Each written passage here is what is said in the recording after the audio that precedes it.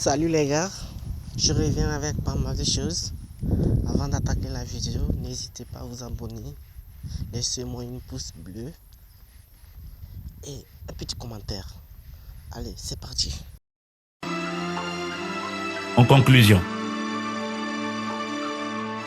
chapitre 10. Se tourner vers l'avenir et sortir de l'amertume. Beaucoup de personnes sont amères envers la vie lorsqu'elles regardent en arrière. L'amertume est une conséquence directe de la déception.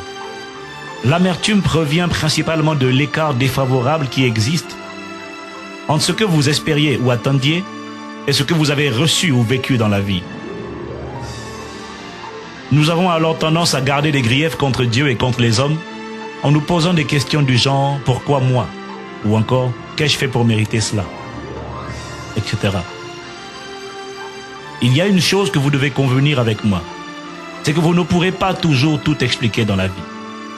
Vous ne comprendrez pas toujours pourquoi Dieu permet certaines choses. Vous ne verrez pas toujours l'utilité de certaines épreuves que vous avez dû endurer ou que vous endurez encore aujourd'hui.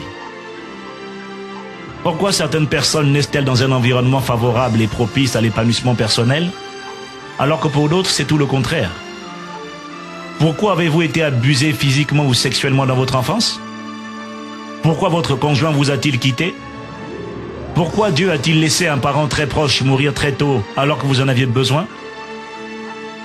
Une jeune femme m'a expliqué comment elle en voulait à Dieu d'avoir laissé mourir ses parents, au point qu'elle s'est retrouvée très tôt orpheline et livrée à elle-même. Elle était amère envers Dieu, mais elle priait et s'attachait au Seigneur car elle savait qu'elle avait besoin de Dieu.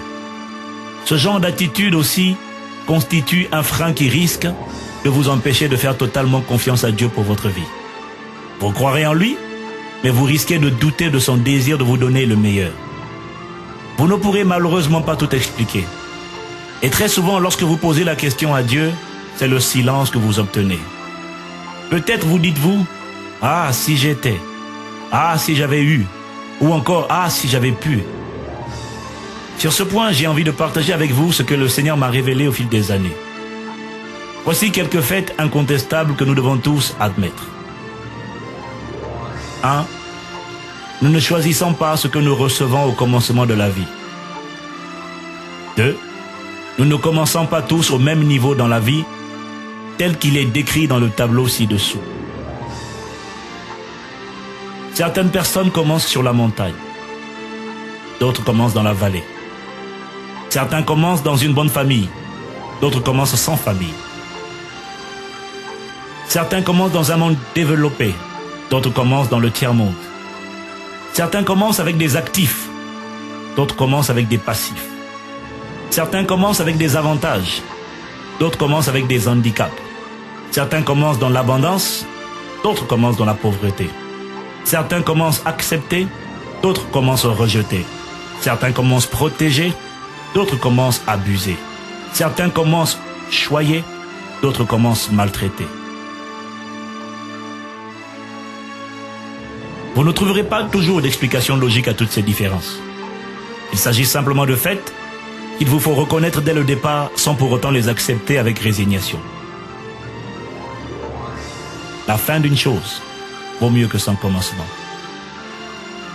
En dépit de ces disparités, vous vous rendrez compte que le plus important dans la vie n'est pas la position à laquelle nous commençons, mais plutôt le mouvement que nous faisons. Soit nous ajoutons à ce que nous avons reçu, soit nous gaspillons ce que nous avons reçu, ou enfin, soit nous nous contentons de gérer, sans ajouter plus de valeur à ce que nous avons reçu à notre naissance. La bonne nouvelle est que nous avons tous reçu quelque chose au commencement. Ainsi, les statistiques aux États-Unis révèlent que seuls 2% de ceux qui ont hérité d'une fortune au XXe siècle sont parvenus à accroître la valeur de leur héritage.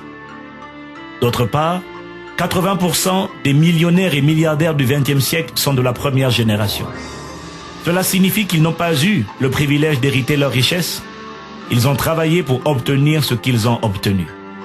Ce n'est donc pas votre position de départ qui importe, mais le mouvement ou encore le progrès que vous faites. Lorsque je suis arrivé en France en 1989, j'ai commencé mes études par la faculté des sciences de Reims, avant de faire un DUT de gestion des entreprises et de finir par l'école supérieure de commerce de Reims. je me suis retrouvé à Subdeco avec de nombreux fils à papa, dont les parents occupaient de grands postes de responsabilité dans des grandes organisations. Autant dire qu'ils avaient tous ce dont ils avaient besoin. Argent, ressources pour étudier, cours à domicile, etc. Ils parlaient tous mieux l'anglais que moi. Ils avaient tous une deuxième langue et je n'en avais aucune. Ils avaient tous des pistons pour partir en tant que coopérant français à l'étranger et moi, je n'en avais aucun. Je crois sincèrement que si l'on peut dire que les autres commençaient à 0, alors moi je commençais à -30. L'anglais que j'avais appris en Afrique était très approximatif, pour ne pas dire catastrophique, et c'est un euphémisme, comparé au niveau des gens de ma classe de l'époque.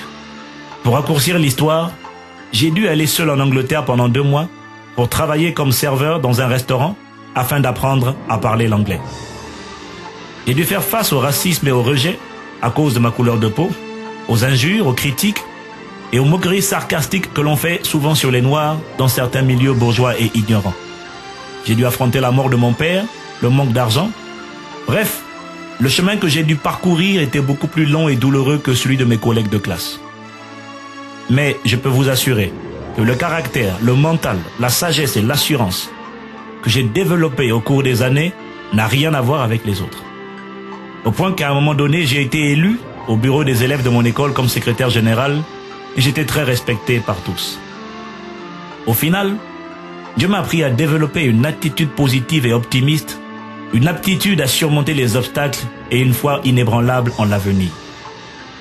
J'ai encadré une femme qui a été sexuellement agressée dans son enfance, rejetée et méprisée par sa mère, abandonnée par son père et constamment critiquée par son entourage familial et ecclésiastique à cause de son mauvais caractère.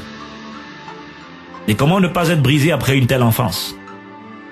Il m'a fallu environ 3 mois pour lui communiquer ce que je vous transmets au travers de ce livre. Aujourd'hui, ce travail d'accompagnement et d'encadrement a porté ses fruits. Lorsque vous la voyez aujourd'hui, elle est simplement méconnaissable. Elle a été restaurée par Dieu, elle rayonne, elle est mariée, épanouie, brillante, focalisée vers sa vision et elle sait qu'elle réussira avec la grâce de Dieu. Lorsque je l'ai rencontrée, elle n'était pas comme cela. Elle vient de loin et elle va désormais quelque part. J'ai souvent l'impression que les personnes qui ont toujours grandi dans le confort occidental sont plus fragiles psychologiquement et spirituellement que celles qui ont grandi dans les pays pauvres. Aujourd'hui, en France, 11% de la population est dépressive. Face au moindre petit revers, vous voyez des gens s'effondrer, alors qu'en réalité, il ne s'agit quelquefois que d'un petit problème. Dans les pays pauvres, on apprend à relativiser, car on en voit souvent de toutes les couleurs, au point que ce qui rend hystérique quelqu'un vivant en France fait sourire celui qui habite au fin fond d'un pays sous-développé. Ce que je dis n'est pas avéré. Il s'agit simplement d'une impression basée sur l'expérience. La vérité est que rien n'arrive par hasard. Dieu est le maître des temps et des circonstances. Vous ne comprendrez pas toujours les raisons de certaines expériences. Mais Dieu sait que chaque expérience de votre vie n'arrive pas par hasard et qu'elle vous prépare à quelque chose que vous ne voyez peut-être pas encore clairement aujourd'hui. Joseph ne voyait probablement pas les raisons pour lesquelles il passait par tant d'épreuves sévères. Rejet, trahison, fausse accusation, condamnation, réputation détruite, amitié rompue avec Potiphar, prison et oubli de la part de ses amis. Mais une fois que le plan de Dieu s'est accompli, c'est lui qui a commencé à consoler ses frères en leur demandant de se pardonner à eux-mêmes, car il leur avait tout pardonné. Il leur dit, dans Genèse 45 au verset 5, « Maintenant, ne vous affligez pas, et ne soyez pas fâchés de m'avoir vendu pour être conduit ici, car c'est pour vous sauver la vie que Dieu m'a envoyé devant vous. Dieu m'a envoyé devant vous pour vous faire subsister dans le pays et pour vous faire vivre par une grande délivrance. Ce n'est donc pas vous qui m'avez envoyé ici, mais c'est Dieu. Il m'a établi père de Pharaon, maître de toute sa maison et gouverneur de tout le pays d'Égypte. » Genèse 45, versets 7 à 8. Joseph comprit véritablement que toute chose concourt au bien de ceux qui aiment Dieu, de ceux qui sont appelés selon son dessein. Romains 8, verset 28. De même, il y a des personnes qui vous ont abandonné parce qu'elles n'appartiennent simplement pas à votre destinée. Elles se sont éloignées parce qu'elles ne pouvaient pas vous aider à grimper plus haut. Vous comptiez beaucoup sur leur soutien, mais elles ne vous l'ont pas apporté. Dieu a permis cela afin que vous sachiez que lui seul est votre source et votre soutien. Il a dit que vos pensées ne sont pas ses pensées et que vos voix ne sont pas ses voix.